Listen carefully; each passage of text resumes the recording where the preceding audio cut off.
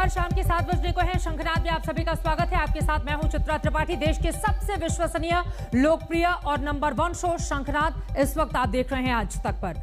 आपको दिखाते हैं जनसंख्या का धर्म काटा। पिछले 2 दशकों से जनसंख्या विस्फोट पर चिंताएं तो खूब जाहिर की गई, मगर प्रभावी कदम नहीं उठाए गए। उसका परिणाम यह हुआ कि लोग ज्यादा हो गए और संसाधन कम पड़ते चले गए हैं। ट्रेन में टिकट नहीं मिलती, दुकानों में राशन नहीं मिलता, नौकरियां नहीं मिलती, सुविधाएं नहीं मिलती। इन सारी समस्याओं की जड़ में अगर कुछ है तो वो है जनसंख्या। और अब इसी जनसंख्या नियंत्रण कानून लाने की जब इसको लेकर बात चल उठी है तो फिर सियासत ने उठा लिया है इस मुद्दे पर अपना धर्म काटा। ये रिपोर्ट देखिए।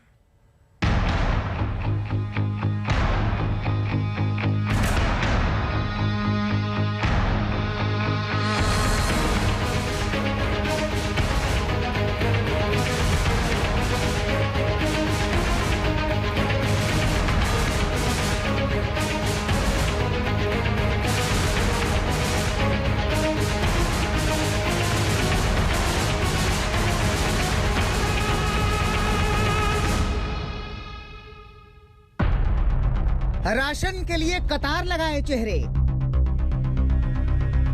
रेलवे टिकट के लिए कतार लगाए चेहरे, मेट्रो में सीट के लिए कतार लगाए चेहरे, एटीएम के बाहर पैसे के लिए कतार लगाए चेहरे, बस अड्डे पर चेहरे, टैक्सी अड्डे पर चेहरे। यही चेहरे अब इस देश की सबसे बड़ी समस्या हैं, क्योंकि चेहरे ज्यादा हैं, संसाधन कम। 130 करोड़ की आबादी वाला देश बेहिसाब बढ़ते चेहरों से चीत्कार करने लगा है। यही वजह है कि अब आवाज उठने लगी है कि किसी भी सूरत में जनसंख्या नियंत्रण कानून हर हाल में सख्ती से लागू हो।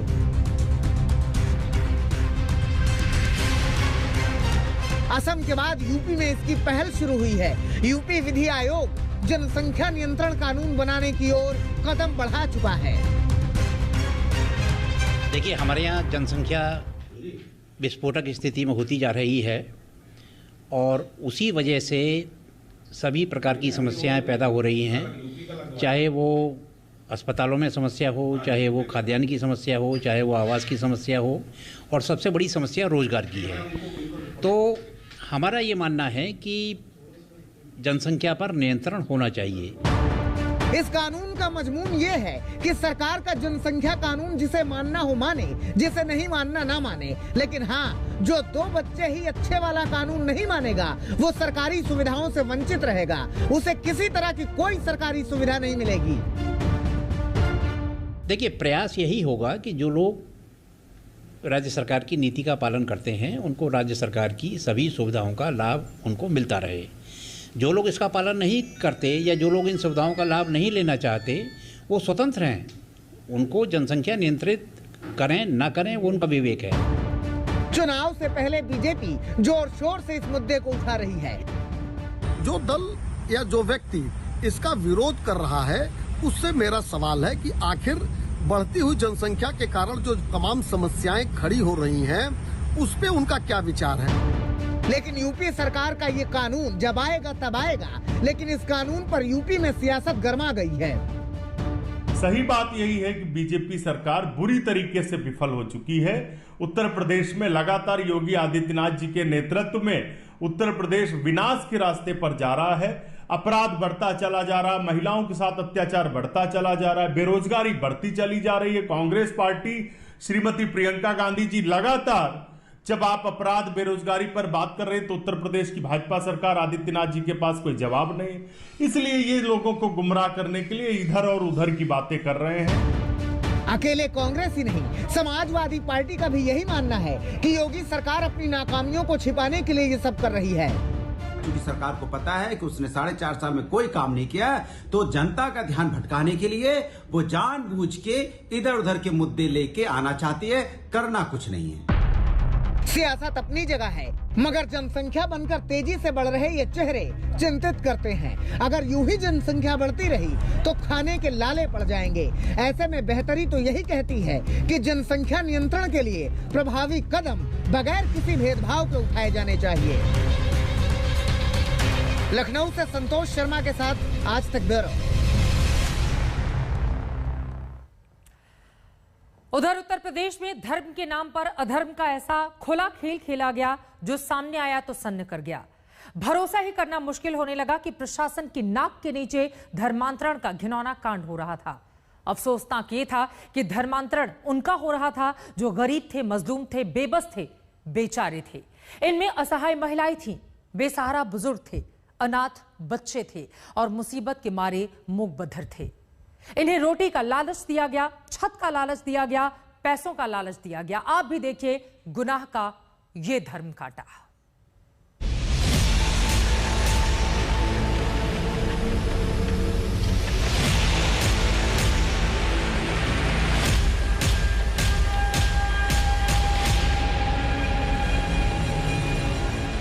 हर मजहब का मतलब है उसूल, ईमान, इंसानियत।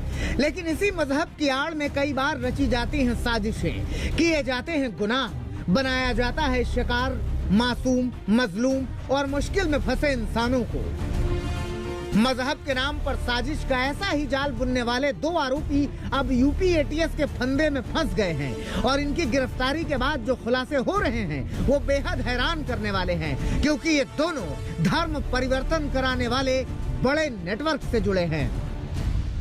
ऐसे vulnerable section of the society जो कमज़ोर वर्ग है, मूक एंड बधिर बच्चे हैं, महिलाएं हैं, इन सभी को विभिन्न तरह के प्रलोभन देकर और उनको अपने धर्म के प्रति गलत चीज़ें बताकर और इस्लाम धर्म की अच्छाइयाँ बताकर उनको कन्वर्ट कराते हैं। और बाद में ऐसे लोग, ऐसे भी ये भी चीज़ें प्रकाश में आई है कि ऐसे बच्चे जो मूक एंड बधिर हैं उनके घर वालों को भी धमकाया जाता है और वहाँ यहाँ तक कि उन लोगों ने अभी एफआईआर भी कराने की हिम्मत नहीं कर रहे हैं। आरोप है कि इस रैकेट ने अब तक करीब 1000 से ज्यादा लोगों का धर्म परिवर्तन कराया है। इसमें मुसीबत के मारे लोग, महिलाएं और मूक बधिर बच्चे तक शामिल हैं। और ये लोग अपना सालाना कॉन्क्लेव भी करते हैं और उसमें भी लोगों को, बाहर के लोगों को बुला के धर्म परिवर्तन के लिए उत्प्रेरित करते हैं। और जो इस तरह की चीज़ें होती हैं उसमें पैसे देने का, नौकरी देने का, शादियों का लालच दे के इस तरह की चीज़ें कराई जाती हैं। धर्म परिवर्तन के इस काले खेल में शामिल मोहम्मद उमर गौतम और मुफ्ती जहांगीर कासमी दिल्ली में रहते थे और दिल्ली से सटे आसपास के लोगों को अपनी साजिश का शिकार बनाते थे। कुछ लोगों को इनकी करतूतों का पहले ही पता तो लग गया था और अब गिरफ्तारी के बाद वो इनके काले कारनामों का खुलासा कर रहे हैं। मेरा भाई सेक्टर 14 स्कूल में पढ़ता था, जहाँ पे डम एंड डेफ की जो सोसाइटी स्कूल है उसमें, वहाँ से एक लड़का था शकील खान फरीदाबाद से और वसीम अहमद नू से, उसने उनको नोएडा डेफ सोसाइटी में एडमिशन दिलाया जहाँ से उसका धर्म परिवर्तन कराया गया है। और उसके साथ साथ ना काफ़ी लड़कों का भी कन्वर्जन कराया गया है जो हिंदू से मुस्लिम में कन्वर्ट हुए हैं। धर्म परिवर्तन से जुड़ा ये गिरोह 2 जून को यूपी पुलिस का रडार पर आया था, जब गाजियाबाद के डासना में स्वामी यति नरसिंहानंद के आश्रम ये नाम बदल कर पहुंचे थे। कुल सूचनाएं जो हैं वो दासना गाज़ियाबाद में एक मंदिर में लोग छद्म नाम से घुस रहे थे। उनके गिरफ्तारी के बाद से धीरे धीरे चीज़ें डेवलप हुई और ये गाज़ियाबाद दासना की घटना 2 जून की है। हम लोगों ने इस चीज़ को डेवलप किया और जो उमर गौतम को बीच में 2-3 बार हम लोगों ने पूछताछ के लिए भी बुलाया था और जब आवश्यक हुआ तब इनकी गिरफ्तारी कर की। चौंकाने वाली बात यह भी है कि धर्म परिवर्तन वाली साजिश के तार देश के बाहर से भी जुड़ते नजर आ रहे हैं और फंडिंग के पीछे आईएसआई कनेक्शन का भी शक है। बीते कई सालों से उत्तर प्रदेश प्रदेश के तमाम अन्य राज्यों में चलाए जा रहे धर्मांतरण के इस अभियान में आईडीसी यानी इस्लामिक दावा सेंटर एक अहम भूमिका में था। इस्लामिक दावा सेंटर के नाम पर ही एक बाकायदा अभियान चलाया जा रहा था। यूपी एटीएस की गिरफ्त में आए उमर गौतम और काजी जहांगीर कासमी से पूछताछ के बाद अब बारी उन लोगों की है जो इस पूरे अभियान में शामिल थे। वहीं दूसरी तरफ यूपी एटीएस अब टेरर फंडिंग के एंगल को खंगाल रही है कि कहीं आईडीसी का कनेक्शन इस धर्मांतरण के अभियान में आईएसआई से तो नहीं था। यूपी से 2 मौलाना की गिरफ्तारी के बाद ऐसे नेटवर्क पर कड़े एक्शन की मांग हो रही है ताकि धर्म को सहारा बनाकर किसी की आस्था और जिंदगी से खिलवाड़ न किया जा सके। इस गिरोह पर शिकंजे के बाद अब यूपी सरकार में मंत्री धर्म परिवर्तन कानून का विरोध करने वाले दलों पर हमला बोल रहे हैं। रखा और हम सब ने मिलकर सदन में जब इसके खिलाफ कानून पारित किया, धर्म परिवर्तन के खिलाफ, धर्मांतरण के खिलाफ, तो विपक्ष ने आवाज उठाई थी। कांग्रेस, सपा, बसपा सब ये जोड़कर चल रहे थे कि नहीं साहब ये तो हमारा वोट बैंक है, कहाँ आप ये कानून बना रहे हैं, एक समुदाय के खिलाफ है। लेकिन यही चीजें जो हो रही थी, इसकी चूंकि आदत पड़ी हुई थी इन्हीं लोगों की सरकारों में। पुलिस की माने तो आरोपी नोएडा के अलावा भी यूपी के कई शहरों में धर्म परिवर्तन करा चुके हैं। हालांकि नोएडा में चलने वाला मूक बधिर स्कूल ऐसे दावों से इनकार कर रहा है।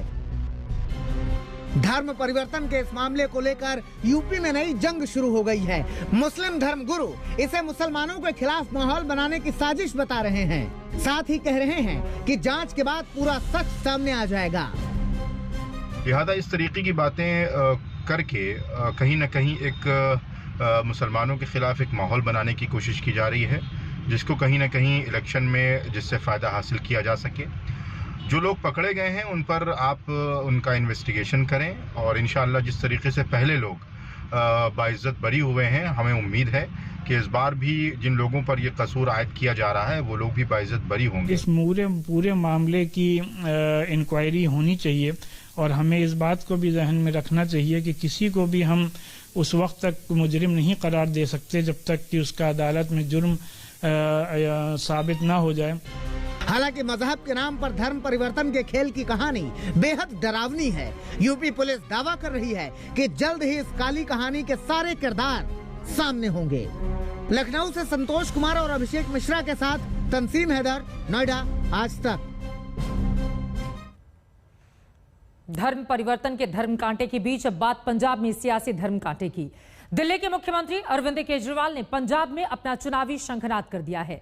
केजरीवाल के निशाने पर आपसी कलह से जूझती कांग्रेस तो है ही, लेकिन इसके साथ ही साथ वो पंजाब में सिख दांव भी खेलना चाहते हैं।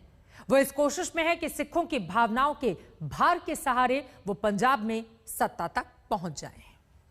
केजरीवाल मुर्दाबाद, मुर्दाबाद, मुर्दाबाद, आम आदमी पार्टी मुर्दाबाद, मुर्दाबाद, मुर्दाबाद। मुर्दाबाद कह देने से अगर कोई मुर्दाबाद हो जाता तो ये दुनिया मुर्दों की होती। लेकिन विरोध के स्वर और तख्तियों पर लिखी तलखियों से दिल्ली के मुख्यमंत्री अरविंद केजरीवाल का अमृतसर में स्वागत हुआ। केजरीवाल मुर्दाबाद, मुर्दाबाद, मुर्दाबाद। अरविंद केजरीवाल एयरपोर्ट से निकले तो काले झंडे लिए हुए अकाली दल के समर्थक उनका इंतजार कर रहे थे। उनके काफिले के सामने ही नारों की गूंज सुनाई दे रही थी।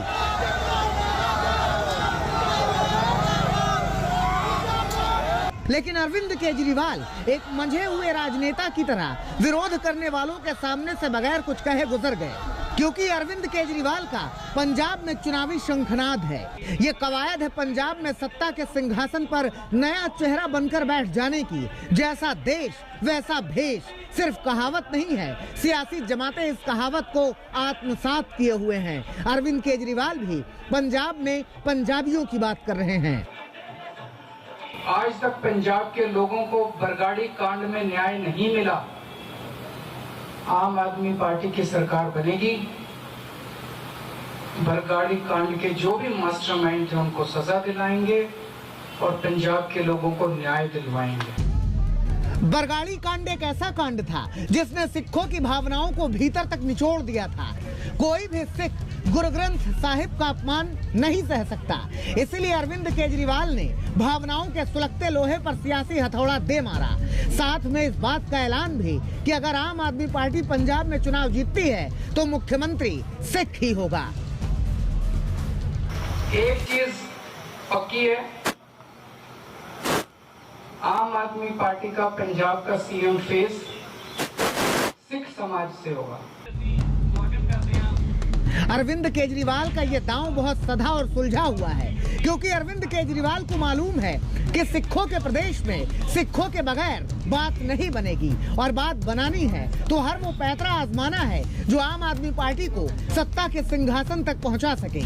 हाँ, इतना ख्याल जरूर रखा जा रहा है कि पार्टी की छवि ईमानदार बनी रहे। इसीलिए पूर्व IPS विजय प्रताप कुंवर को आम आदमी पार्टी में शामिल किया गया है।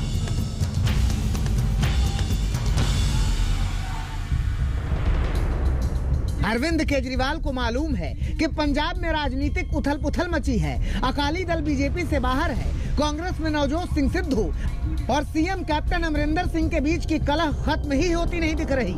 ऐसे में केजरीवाल मौके पर चौका मार देना चाहते हैं। कुत्ते बिल्लियों की तरह लड़ रहे हैं। बहुत दुख होता है देख के। किस लिए लड़ रहे हैं? कुर्सी के लिए लड़ रहे हैं। वो कहता है मेरे को सीएम बनना है, वो कहता है मेरे को सीएम बनना है, वो कहता है मेरे को प्रधान बनना है, वो कहता है मेरे को प्रधान बनना है। लेकिन राजनीति में सब कुछ इतना आसान नहीं होता। कांग्रेस भी आम आदमी पार्टी पर तीखे हमले कर रही है। दिल्ली का बात कर रहा था जी, महल्ले क्लीन के खोल दी, फलाना कर दिया। कहाँ गई महल्ले क्लीन के इनकी? कहाँ गया इनका एजुकेशन सिस्टम? ये तो इकट्ठे होके आरएसएस के बंदे हैं दोनों। पहले बोला था ना, जो अन्ना हजारे जी ने आंदोलन शुरू किया था, किसने करवाया था? बीजेपी ने और आरएसएस ने। उसकी जो टीम के मेंबर है सारे। पंजाब में चुनावी चक्रव्यूह बहुत तेजी से रचा जा रहा है। अकाली, कांग्रेस और बीजेपी के अलावा आम आदमी पार्टी ने दमखम लगा रखा है। दिल्ली के बाद पंजाब ही वो सूबा है जहां आम आदमी पार्टी को संभावनाएं दिखती हैं। जाहिर सी बात है कि आम आदमी पार्टी यहां कोई कोर कसर नहीं छोड़ना चाहेगी। मंजीत सहगल, अमृतसर, आज तक। 6 महीने के बाद यूपी के साथ ही पंजाब में भी विधानसभा के चुनाव होने हैं। आगे बढ़ते हुए इस वक्त की बड़ी खबर आपको बता देते हैं। एनडीए के सामने विकल्प बनाने के लिए एक बड़ा अब दांव चला जा रहा है। ये बड़ा दांव गैर कांग्रेसी दल आपस में मिलकर चल रहे हैं। कल शरद पवार के दिल्ली वाले घर में 1 दर्जन से ज्यादा विपक्षी दलों की बैठक होनी है। माना यह जा रहा है कि इस बैठक में कुछ जानी मानी हस्तियां भी हिस्सा लेंगी। 1 दर्जन से ज्यादा पॉलिटिकल पार्टीज और बैठक में कुछ बड़ी हस्तियां शिरकत करेंगी और रणनीति यह बनाया जाएगा कि एनडीए के सामने गैर कांग्रेसी विकल्प विपक्ष का कैसे मजबूत किया जाए। –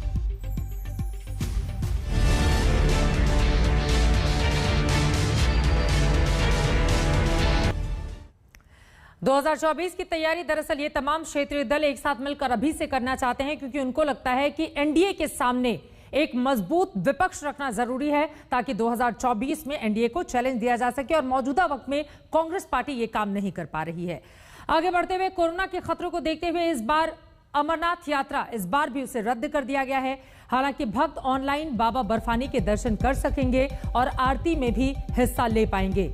उपराज्यपाल मनोज सिन्हा की ओर से श्राइन बोर्ड ट्रस्ट की बैठक के बाद यह बड़ा फैसला लिया गया है। हालांकि कोरोना के आंकड़े कम जरूर हुए हैं, लेकिन खत्म नहीं हुआ और नागरिकों की सुरक्षा के मद्देनजर यह बड़ा ऐलान किया गया है और इसी वजह से अमरनाथ यात्रा रद्द कर दी गई है।